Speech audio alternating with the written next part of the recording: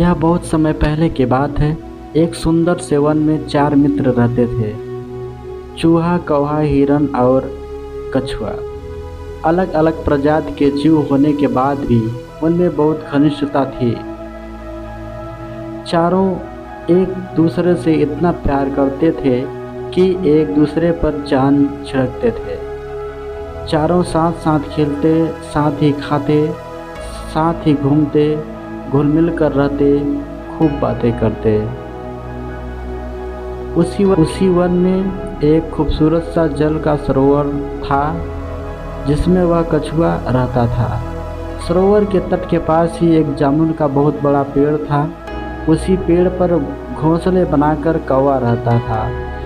पेड़ के नीचे जमीन में बिल बनाकर चूहा रहता था और पास ही घनी झाड़ियों में हिरन का घर था। दिन को कछुआ तट की रेत में खेलता, धूप सेंकता रहता, पानी में डुबकियां लगाता। तब बाकी तीनों मित्र भोजन की तलाश में निकलते और दूर तक घूमकर सूर्यास्त के वक्त लौट आते। उसके बाद चारों मित्र इकट्ठे होते, साथ साथ खाते, खेलते और धमा चौकड़ी मचाते। इसी तरह दिन मज़े में बीत रहे थे कि एक शाम को चूहा और कौवा तो लौट आए, लेकिन उनका मित्र हिरन नहीं लौटा। तीनों मित्र बैठकर उसका इंतज़ार करने लगे।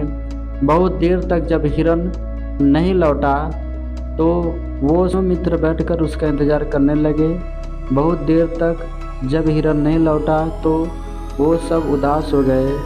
कछुआ भर्राए गले से बोला, वह तो रोज़ तुम दोनों से भी पहले लौट आता था। आज क्या बात हो गई जो अब तक नहीं आया? मेरा तो जी घबरा रहा है। कहीं वो किसी मुसीबत में तो नहीं है? चूहे ने भी चिंतित स्वर में कहा, बात बहुत गंभीर है। वह ज़रूर किसी मुसीबत में पड़ गया है। अब हम क्या करें? कौवे ने कहा, मित्रों, वह जहाँ चरने प्राय आया, लेकिन अंधेरा हो गया है, इसलिए नीचे कुछ नज़र नहीं आएगा। हमें सुबह तक प्रतीक्षा करनी होगी। सुबह होते ही मैं उसकी कुछ खबर जरूर लाऊंगा। कछुए ने कहा, रात भर नींद नहीं आएगी तो मैं उस ओर अभी चल पड़ता हूँ। मेरी चाल भी बहुत धीमी है, तुम दोनों सुबह आ जाना। चूहा भी बोला, मुझसे भी हाथ पर हाथ धर कर नहीं बैठा जाएगा। मैं भी कछुए भाई के साथ चला जाता हूँ और भाई तुम सुबह होते ही आ जाना। यह कहकर कछुआ और चूहा चल दिए। कौवे को भी नींद नहीं आई और वो सुबह होने का इंतज़ार करने लगा। सुबह होते ही वो उड़ चला। वह उड़ते उड़ते चारों ओर नज़र डालता जा रहा था कि आगे एक स्थान पर कछुआ और चूहा जाते उसे नज़र आए। कौवे ने काँव काँव करके उन्हें सूचना दी कि उसने उन्हें देख लिया है और वह खोज में आगे जा रहा है।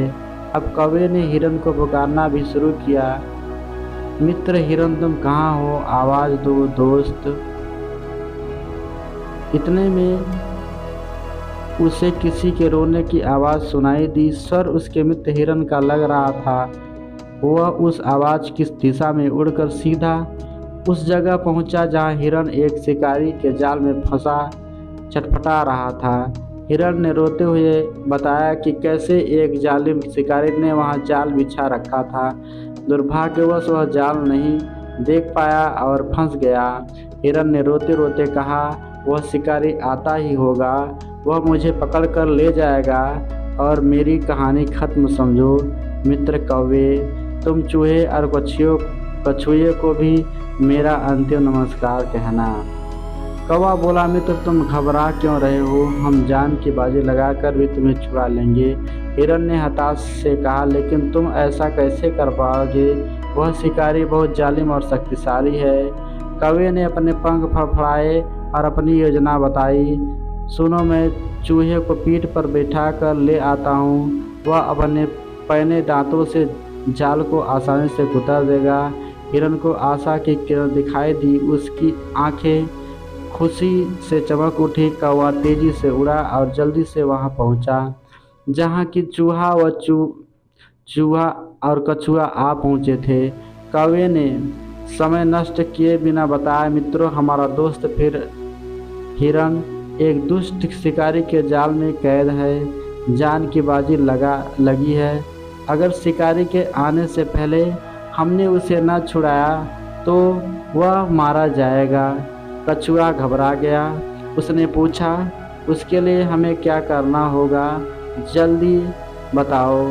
चूहे के तेज दिमाग ने कौवे का इशारा समझ लिया था, इसलिए वो बिना समय गंवाए बोल उठा, घबराओ मत कौवे भाई, मुझे अपना पीठ पर बैठाकर हिरन के पास जल्द से जल्द ले चलो। इतने में ही दोनों उड़ चले। चूहे को जाल को दरकर हिरन को मुक्त करने में अधिक देर नहीं लगी। मुक्त होते ही हिरन ने अपने मित्रों को गले लगा लिया और रूंधे गले से उन्हें धन्यवाद दिया। तभी कछुआ भी वहां आ पहुंचा और खुशी में शामिल हो गया।